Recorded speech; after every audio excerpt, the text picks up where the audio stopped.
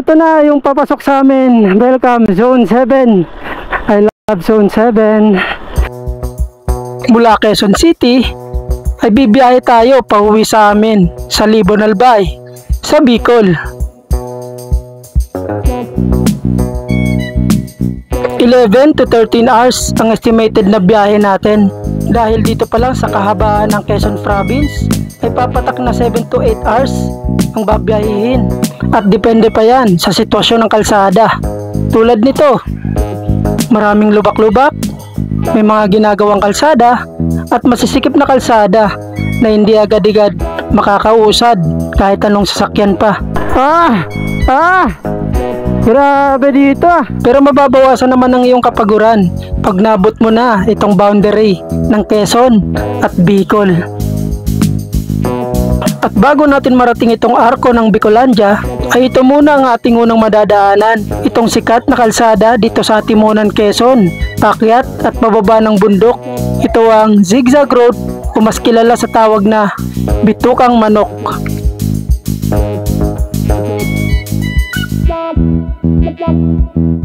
At madadaanan din itong mga bypass road na napakalaking tulong sa mga motorista upang makaiwas sa traffic at mapabilis ang biyahe.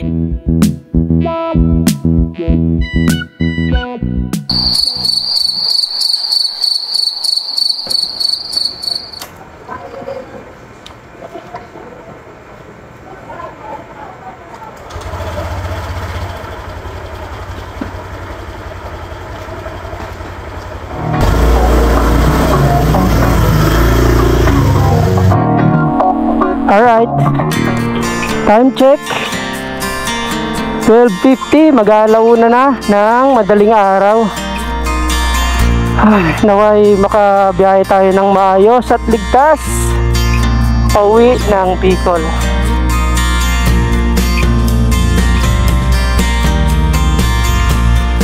Salamat po. Okay, sana walang maging aberya kami ni Blady. Alright, bali 3 bars yung ating gas tank. So magpagas muna tayo, magpa-full tank tayo para dire-diretso yung biyahe natin at makita din natin kung hanggang saan yung full tank natin.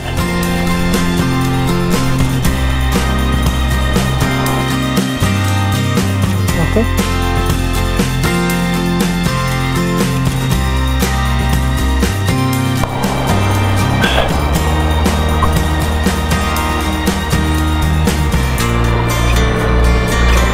Alright, already full tank na si Blady at talis na tayo dito. Ayun, so 125 yung ating binayaran sa gas dahil may 3 bars pa tayo natitira. So full tank na, makikita natin kung hanggang saan tong full tank na to. Alright,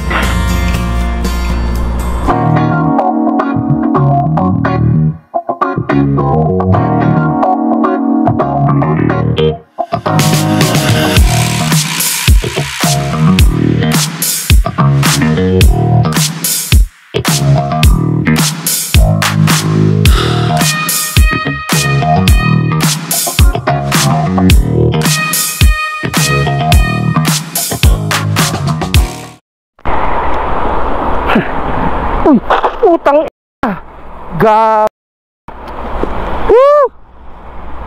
Ay nako, lagi ako nadadali dun tuwing pabiyahe ng mga madilim. Grabe ang lakas ng lalim nun ah. Buti mabagal yung takbo ko. Ay nako naman.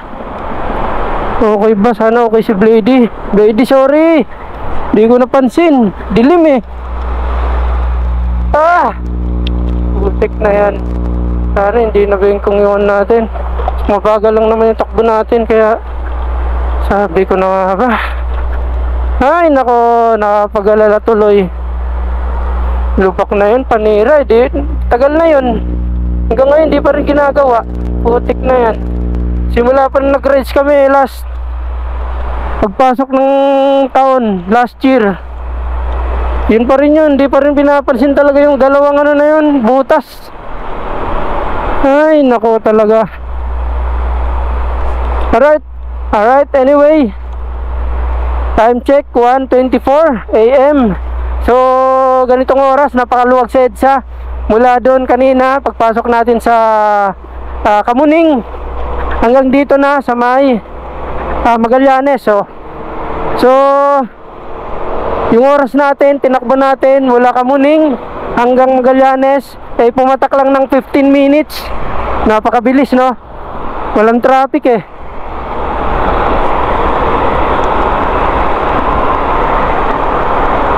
Ay, nako, di talaga makamove on agad sa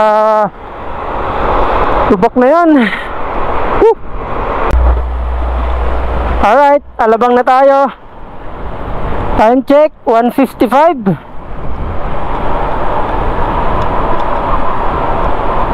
Halos 45 minutes lang yung tinakbo natin mula doon sa QC hanggang dito sa Alabang.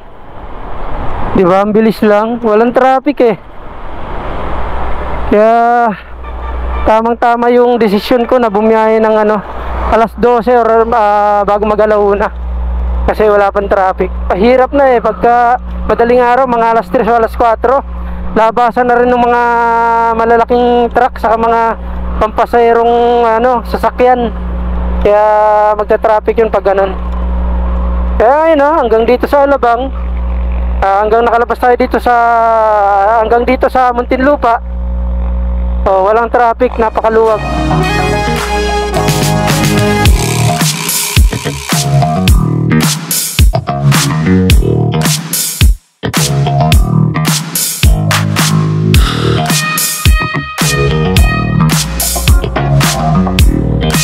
Okay.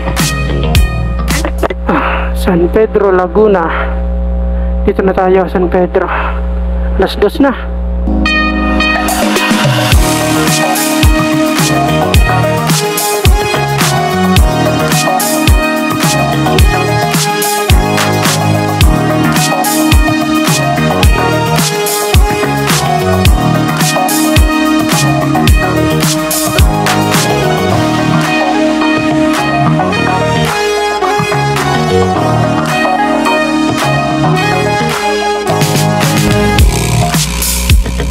Okay, welcome Quezon Province.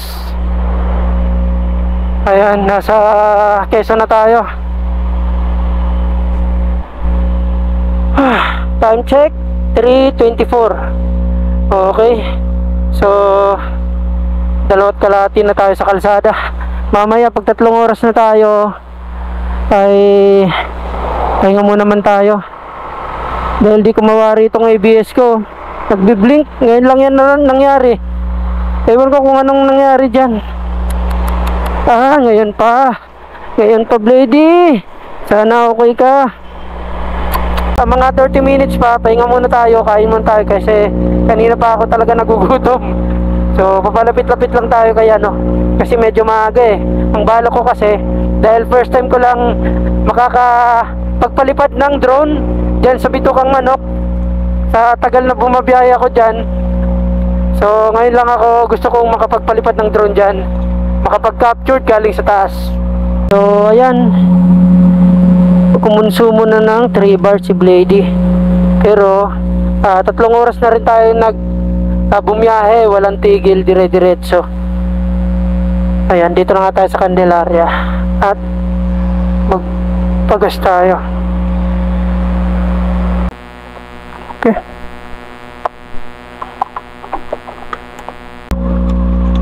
Ayun, nawala na yung ABS na nagbi-blink ko. Ayan, nawala na. Buti naman. Kaya na nga muna tayo dito. Baka mamaya wala nang makainan. Yan, 40 minutes na lang. Nasa Bitukang Manok na tayo. So dahil na gusto ko magpalipad ng drone doon at dapat maliwanag, so sakto lang, magpatay tayo ng oras dito kahit paano, para pagdating dun sa Bitukang Manok Mga alas 5 yan, maliwaliwanag na. Sunrise, maganda yung ano nun, maganda yung kuha natin nun sa drone. Okay, kain muna tayo. Kakagutom talaga. Sarado ba? Ayun, bukas.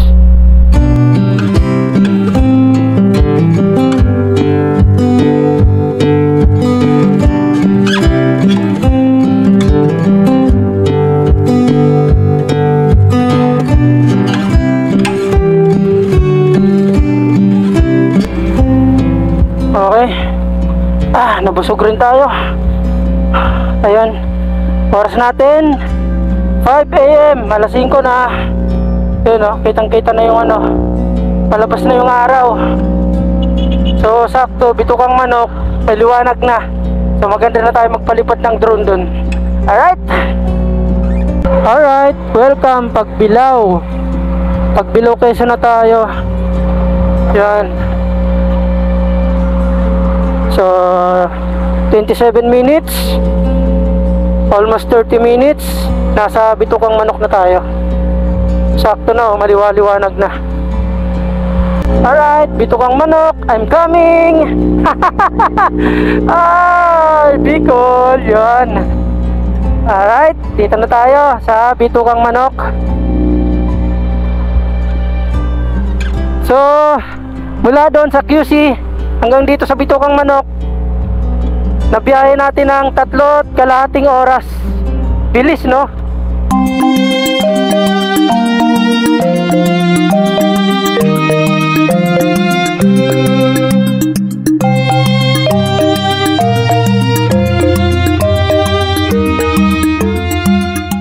Yan Quezon National Forest Park.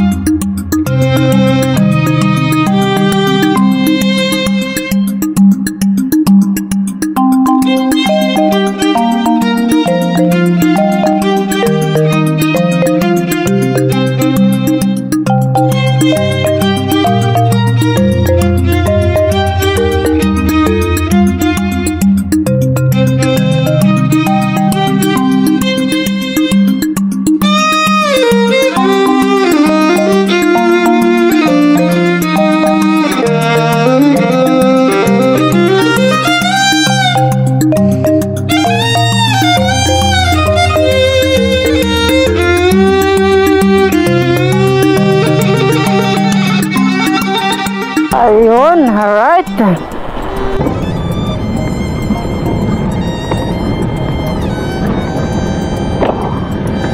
Time check 6:41. Ayan, alis na tayo dito. Halos 40 minutes tayo dito kanina. Nagpalipad ng drone at nagpicture taking. So hindi natin masusunod yung estimate natin na 12 hours na biyahe. Magiging 15 hours siguro to, kasi marami pa akong hihintuan ng mga spot na magaganda. Hanggang dito na lang muna ang ating video mula dito sa Zigzag Road at Timonan, Quezon. Wala pa tayo sa kalahati ng biyahe pauwi ng Bicol, at ito ang mga kaganapan.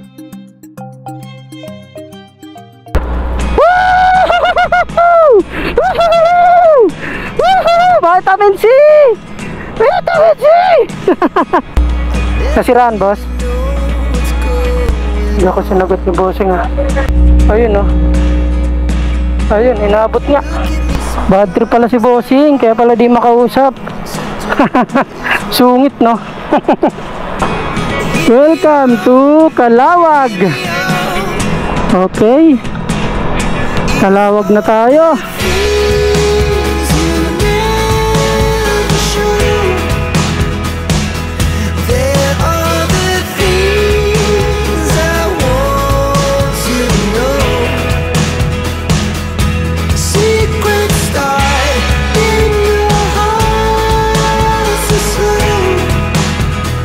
Karamihan dito farmers. Kaya yan, makita nyo puro palayan yan. Nawala yung pagod ko. Ito pala yung pinakasentro ng Libon Albay. Ito yung simbahan namin dito sa Libon. Ayan, diba? Napakatahimik.